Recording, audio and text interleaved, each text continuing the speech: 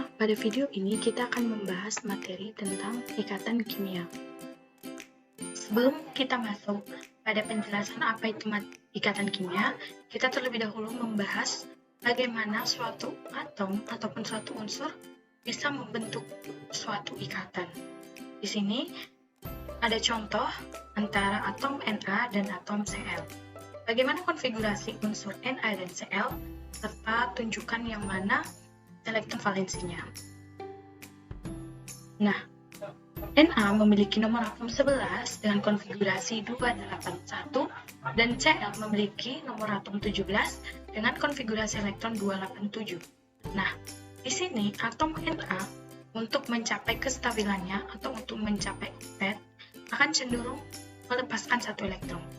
Sedangkan atom Cl ini akan cenderung menerima elektron untuk mencapai kestabilan. Nah, ketika ada unsur-unsur ataupun atom-atom yang berusaha untuk mencapai kestabilannya baik duplet maupun oktet, maka dia akan cenderung membentuk ikatan, yaitu ikatan kimia. Sekarang kita masuk pada pengertian ikatan kimia.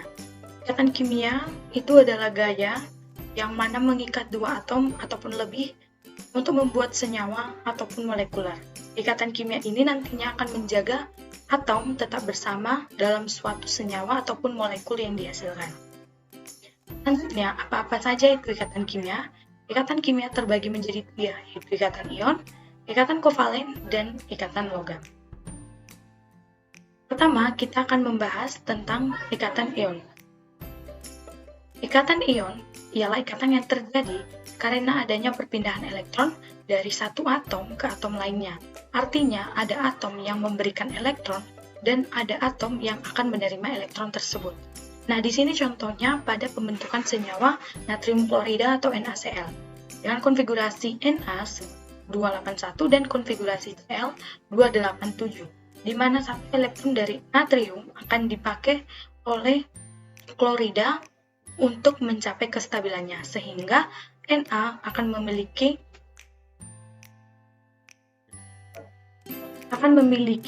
nomor atom yang stabil yaitu 8, dan Cl juga akan menerima satu elektron dari Na sehingga menjadi stabil dan akan membentuk yang namanya senyawa NaCl atau natrium klorida. Nah, selanjutnya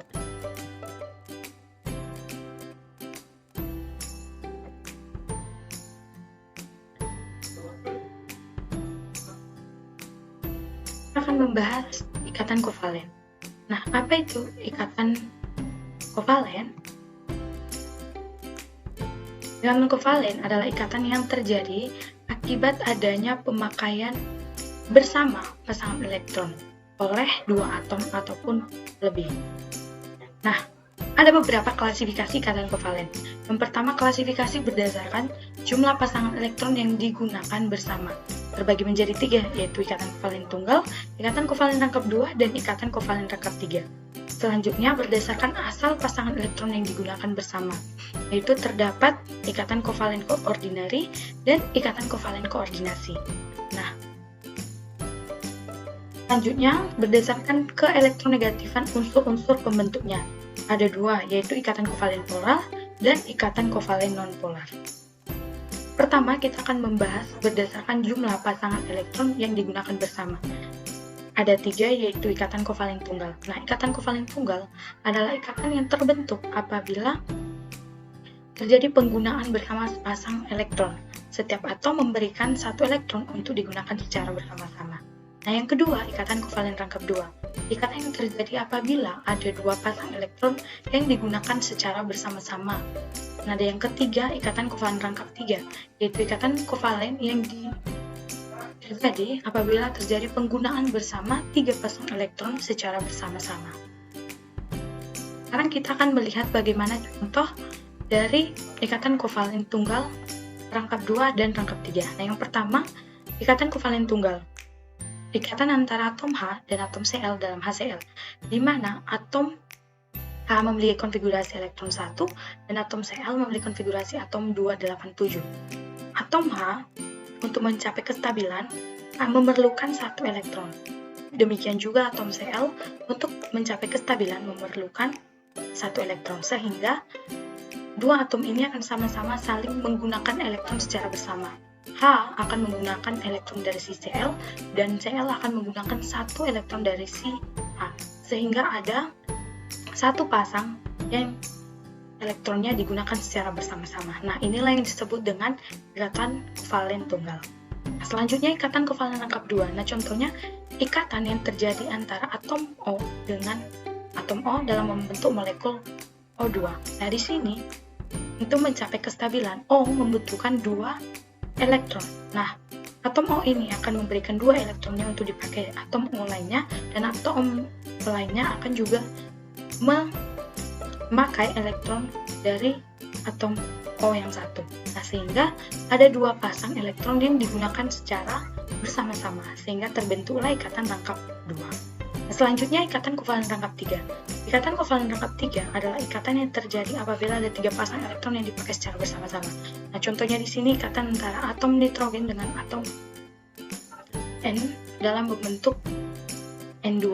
Nah, di sini N untuk mencapai kestabilannya, dia memerlukan 3 elektron. Nah, nitrogen ini akan menyumbangkan 3 elektronnya, dan atom N ini juga akan menyumbangkan 3 elektronnya, sehingga 2 atom N ini akan sama-sama menggunakan 3 pasang elektron, sehingga terbentuk yang namanya ikatan kovalen rangkap 3. Nah, selanjutnya kita akan membahas ikatan kovalen berdasarkan asal pasangan elektron yang digunakan bersama, yaitu terbagi 3, yaitu ikatan kovalen ordinari dan ikatan kovalen koordinasi. Yang pertama, ikatan kovalen ordinari ialah ikatan kovalen biasa, di mana pasangan elektronnya itu disumbang oleh secara bersama-sama oleh beberapa atom yang menggunakan. Nah, contohnya itu ikatan pada CH. Di sini atom C menyumbangkan 1 elektron dan atom H menyumbangkan 1 elektron, sehingga sama-sama digunakan secara bersama. Nah, sedangkan ikatan kovalen koordinasi adalah ikatan kovalen di mana pasangan elektronnya itu hanya disumbangkan oleh satu atom saja, sedangkan atom lain tidak menyumbangkan elektron. Contohnya, atom N pada molekul amonia NH3 mempunyai satu pasangan elektron bebas. Nah, oleh karena itu, molekul NH3 dapat mengikat atom H melalui ikatan kovalen koordinasi, di mana atom N ini memiliki pasangan elektron bebas.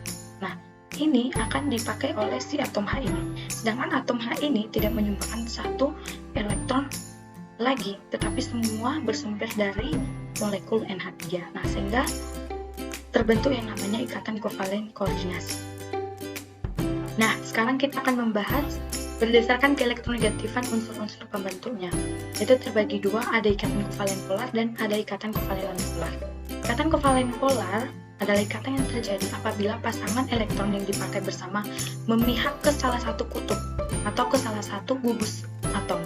Nah, ataupun terjadi apabila satu atom ini memiliki elektronegativitas yang lebih tinggi dibandingkan atom yang satunya. Nah, contohnya ada atom klorin dan hidrogen yang membentuk ikatan kovalen polar, di mana atom Cl memiliki elektronegativitas yang lebih tinggi dibandingkan atom H, sehingga ikatan antara H dan Cl itu disebut sebagai ikatan kovalen polar.